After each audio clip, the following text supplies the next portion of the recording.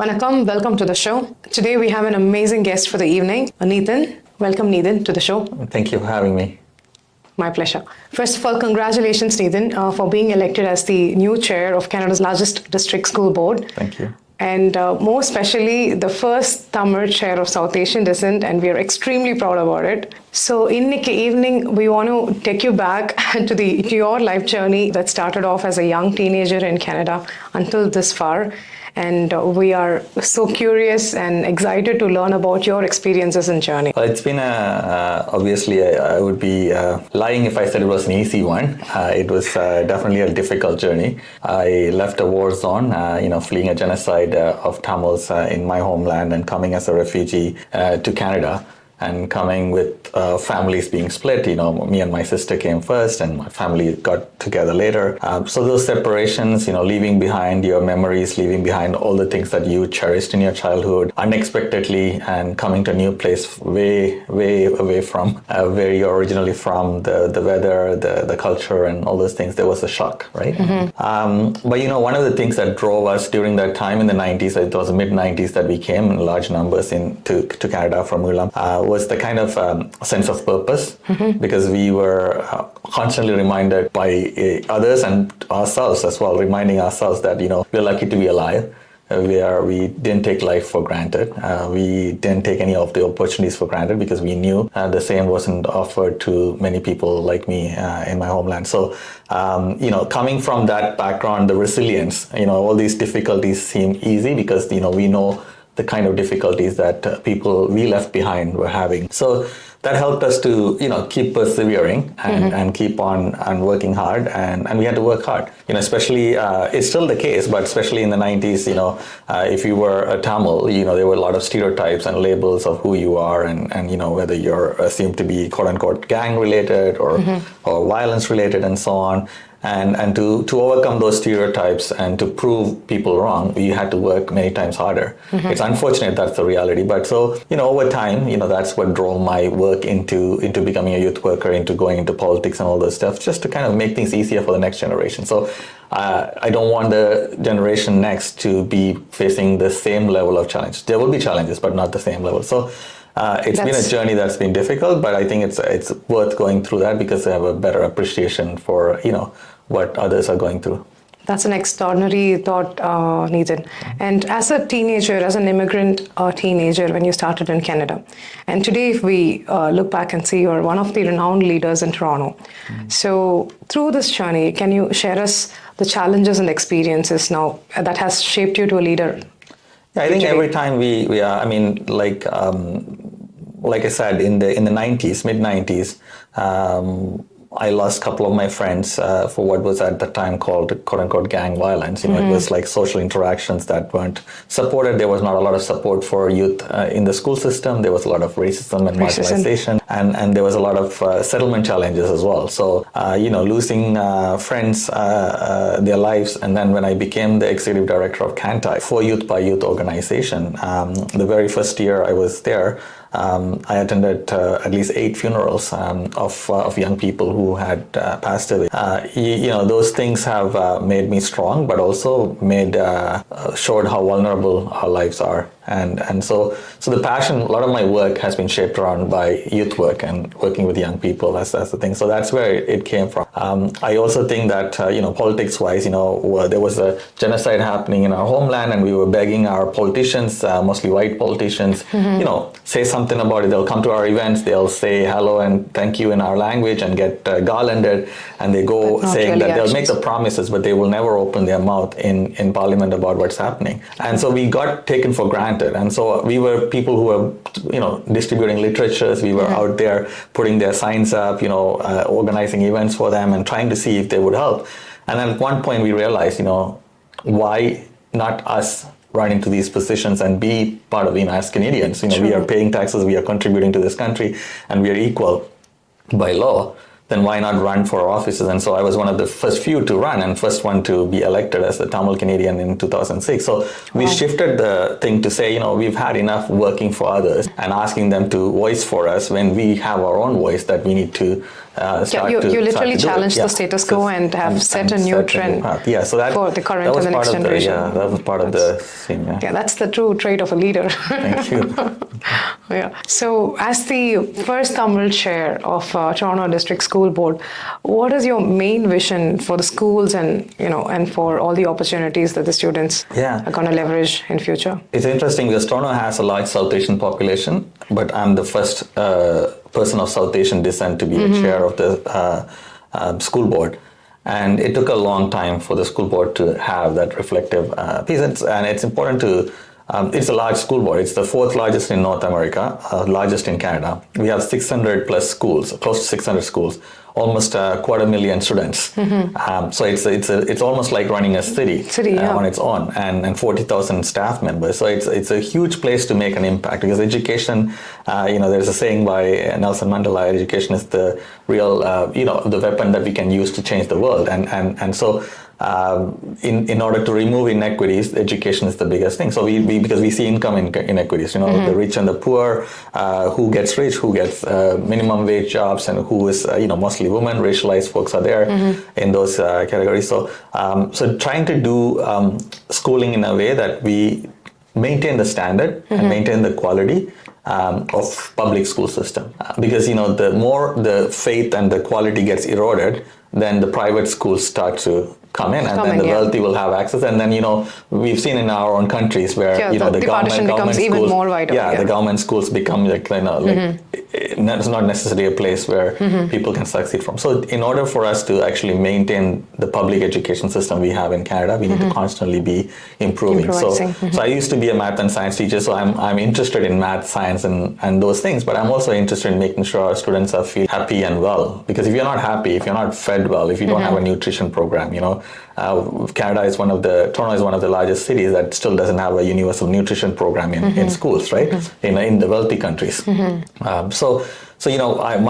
My work is working together with other trustees. There are 21 others, and to make sure that we have our schools, we maintain the quality, we improve the quality of education, but we also make sure that we provide the necessary things so that students are able to succeed. Especially coming out of the pandemic, there's a lot of mental health related challenges as well. That is so true. Yeah. So making sure that the joy is there in learning. If you're not joyful, if you're not enjoying it, if you're not happy about being in school, regardless of how good the teachers are, it's not going to happen. Right? So that's what I'm hoping to have. That. Yeah. In a month from now, every January of the year, we celebrate as Tamil Heritage Month in Canada. You have played a significant role in organizing Tamil Heritage Month related events and activities. What do you have to say about Tamil Heritage Month, how the celebration has started, and how is it significant for our Tamil community, and why it is so important in Toronto? Definitely, we have to go back to 2009 when this idea originated, and I was a school board trustee in York Region at that time, which is the third largest school board in Canada, in Ontario. And I get to go to other history months, like Black History Month is there in February, South Asian Heritage Month, and so on. And in 2009, in May, as you know, we went through the peak of the Tamil genocide, and there were tens of thousands of us on protest, on the streets. It happened worldwide. It happened in Chennai. It happened in Tamil Nadu, across all the different cities. Worldwide, we tried to stop what was happening. The genocide, we couldn't. And when it ended, when the de facto government that existed for Tamils in our homeland got destroyed, there was a sense of hopelessness. What is next? Because we always relied on looking there and seeing guidance coming from there. As a diaspora, as people spread out across the thing, there was a sense of hopelessness, giving up, not being sure about what our future is, and so on. In 2009, after May. Slowly, many of us didn't come out to any events. We were deeply in a situation of distress. And then so towards the September October time, we brought together. I was a trustee. I brought together community partners and said, why don't we declare January as Tamil Heritage Month? It has Pongal. We talk about Thiruvalluvar year. We regardless of how people feel, like some people feel it's the start of the new year for Tamils, but Pongal is a Tamil universal festival, yeah, because celebration. whether you are Tamil from any part of the world. So we thought we'll put together a plan to celebrate so that we can actually have a diaspora come together and revive our identity and heritage and so on, give some hope towards persevering to keep protecting our language and our culture and traditions, because that's what was under attack in our homeland, right? And we saw tens of thousands of young people come out to protest, like very second generation, people who are in their 12, 13, 15-year-old, 18-year-olds all on the streets. And after 2009 May, they were all gone to their homes.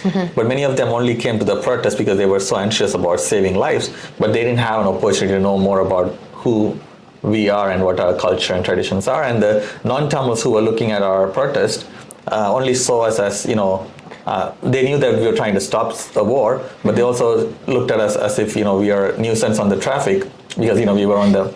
So it was a very limited view of who Tamils are for non-Tamils, as well as for the Tamil young people who were passionately coming on to the thing. But they, if you ask them a few other questions about, their roots, they didn't have, because you can blame the parents because they came and had to work multiple jobs. So we said, to reach the next generation of young people, but also reach the non-Tamils in a way that we can all be proud of who we are and our identity, what our contribution is. Not just about arts and culture, but also like science and architecture and all this stuff. In all aspects. Thousands of years of history that we have had literature that surpasses the world standards many centuries ago.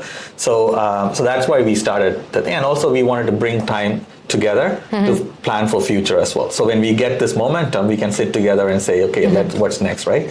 So we started as a community initiative. I brought together about 15 organizations at that time, and then we slowly asked other levels of government to acknowledge it. We started with the municipal ones, and then went to provincial, and then went to federal, and slowly it got recognized at all levels. Now it's actually being celebrated in other countries. So UK has started doing it, Australia has started doing it, and so on. It's important for diaspora, like Tamil Nadu and Tamil Ilam is a home. There should be Tamil Heritage Month every month.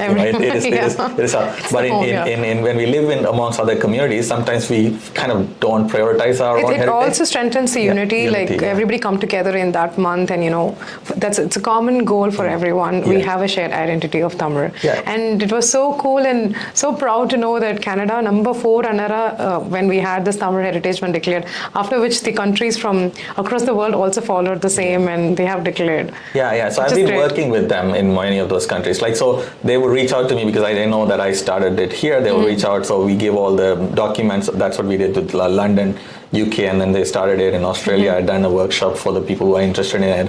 So I'm actively promoting in FETNA, through FETNA, Federation of Tamils in North America. We passed a motion through there to say, they would be also taking declaring. Okay. So a lot of states and governors have declared. So spreading that, it's like one of those things when you feel like you're down, you need that movement to kind of lift you up. And it's given, like Pongal now is a big festival, and it's in January, one of the coldest months in Canada.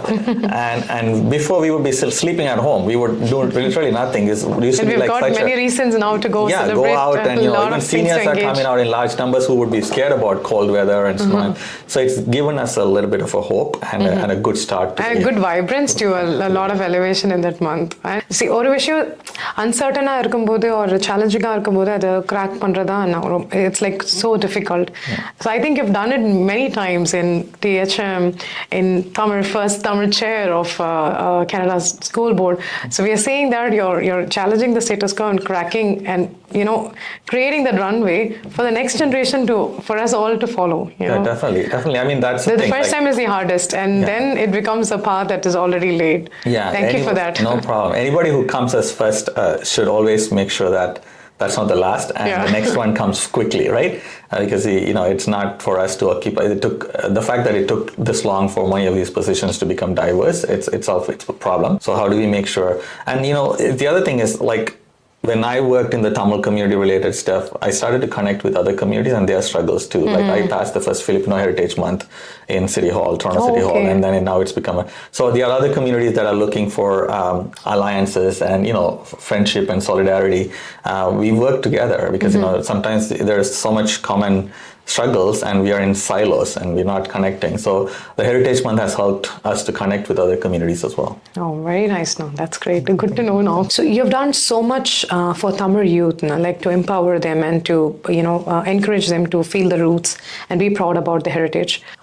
So what impacts have you seen from doing this work? See, I always tell parents and youth, the fact that you are learning about your heritage is not to save the heritage, it's to save yourself. Because, when we don't have that deeper understanding of who we are, and that happens many times when kids grow up and they go to university or college, and that's the time they feel like they're in a vacuum. They until that time, they feel like they're part of all the playing with other cultures and so on. All of a sudden, you feel like, there's something missing, and then they start to which one is our base? Search for it, right? So it is, if you know more about yourself, if you feel confident about your culture and tradition, you're more able to succeed. It's a self-esteem, how much value you place on yourself, right? True. So I tell parents, this is not about, we used to say, we have to protect our culture, we have to save it from, becoming, it's not like we should be also knowing that this is more of a self-interest in doing this, because the ones that are most successful are the ones that have a better sense of what they're grounded on their roots and celebrating its riches. They're confident about it. They don't have to be fake or they don't have to try to be somebody else. They can, and it also makes better relationship between generations, right? The generation gap issue is a big issue, and and generation shifts pretty quickly now. Before it was a generation would be in 30, 40 years. Now it's like every 10 years. It's a different thing. So that opens up, and also say this is a world that's close to you if you're not learning about it, or if you're not getting like a huge world of enlightenment, so much interest that's available there, marketability in terms of jobs, everything else. So we want to make sure that people understand what the personal value is before. Unfortunately, it is a selfish world that everybody needs to know what's in it for them to do, and that's important for people to know. And the other piece is that we, the Tamil youth, especially in the diaspora, Ilam diaspora that been here in Canada, have always taken a leadership role around the human rights related work, because we kind of knew both ends of the world, and our parents had their struggles, so we had to take that leadership role. Whether it be, if you look at an elected official, most of us are young, or started young, now we're getting older, but there was a generational shift to say, young people need to take this on, and we take leadership from we take example from our movement where young people sacrifice their life for the thing, and we take it from our universities back home that students risk a lot of things. It's a huge responsibility to do that, right? So I think that's why we work on it, and so I continue to invest into young people because it's actually the best thing to do for our community.